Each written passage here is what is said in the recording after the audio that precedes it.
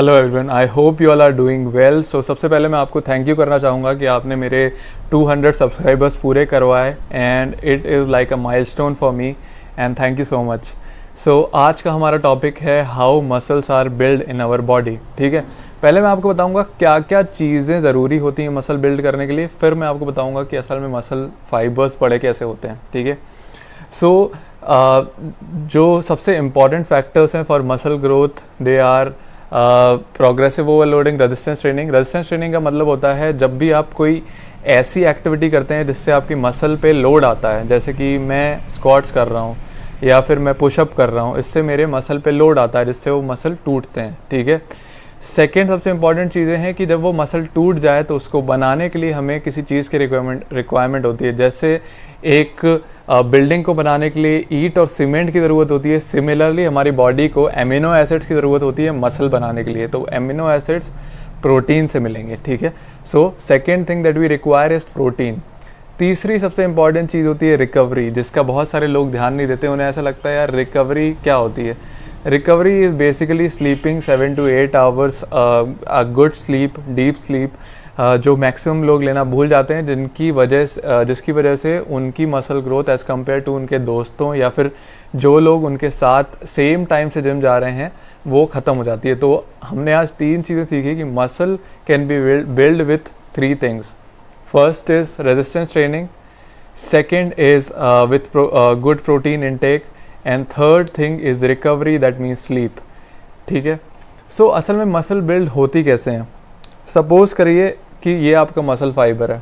ठीक है, अगर मैं एक इसमें पर्टिकुलर लोड लगाऊंगा तो ये मसल फाइबर टूट जाएगा। ठीक है ना, हमारी बॉडी को ऐसा लगता है कि ये मसल पे ज़्यादा लोड आ रहा है इस फाइबर पे, now I should make it more harder और मोर बिगर, ताकि उस लोड पे वो ब्रेक ना हो। तो सपोज़ करिए कि इस धागे की अब चौड़ाई 2 थ्रेड्स के बराबर हो गई। अब मैं इससे ज़्यादा लोड लगाऊंगा तो ये 2 धागे भी टूट जाएंगे। ठीक है, फिर मेरी बॉडी को लगेगा कि यार इस इतनी मोटाई से भी मैं उसको बचा नहीं पाई थ्रेड को, so your body will increase the size of the thread more, ये 3 धागों के बराबर हो जाएगा। अब मेरे लिए इसको तोड़ना मुश्किल होगा, सो मुझे और ज़्यादा लोड अप्लाई करना पड़ेगा। सो लोगों को यही चीज़ समझ नहीं आती। This is called progressive overloading. Progressive overloading का मतलब होता है समय के साथ साथ लोड इंक्रीज करते जाना ताकि आपके मसल फाइबर्स टूटें। ठीक है, लोग जिम जाते हैं, दे वर्कआउट, बट देखा है मैंने सालों तक वो दे यूज़ द सेम वेट्स। उनको ये समझ नहीं आता कि उन्हीं सेम वेट्स के साथ कंटिन्यूसली मसल बिल्ड करना पॉसिबल नहीं है, because your body is ready for it. ठीक है, उसने बड़े मसल फाइबर्स बनाए हैं उस सेम लोड के लिए। ठीक है, तो अब आपको इस थ्रेड वाले एग्जांपल से बहुत आसानी से समझ में आया होगा कि असल में मसल फाइबर्स टूटते कैसे हैं और फिर आपकी बॉडी उसको बनाती कैसे है। So this is how muscle is made in your body, और इसी तरह मसल का साइज़ इंक्रीज होता है आपकी बॉडी में। ठीक है, सो आप आ जाते हैं दूसरे फैक्टर्स पे, दैट इज़ प्रोटीन। अगर चाहिए तो कितना चाहिए।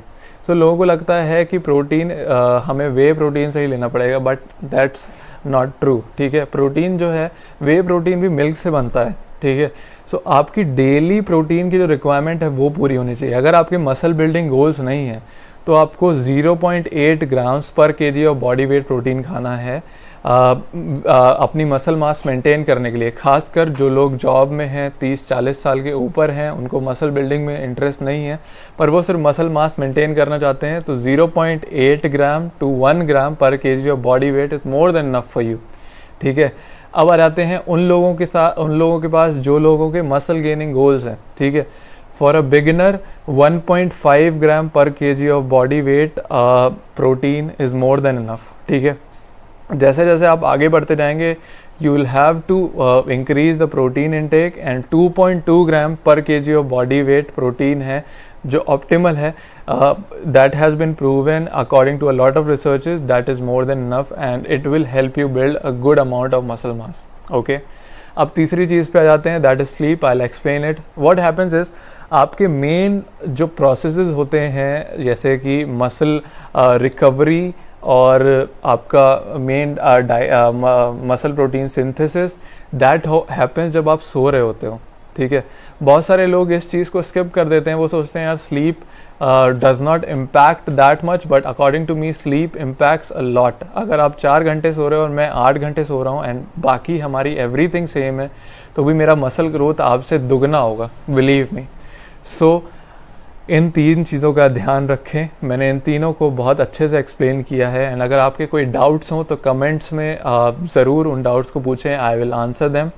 And I will like to thank you again कि आपने मेरे 200 सब्सक्राइबर पूरे करवाए। लाइक, शेयर एंड सब्सक्राइब, ताकि मैं आपको और ज़्यादा नॉलेज दे पाऊँ एंड रियलिटी बताऊँ कि how muscle building is possible, how a fit lifestyle can be maintained. Thank you so much.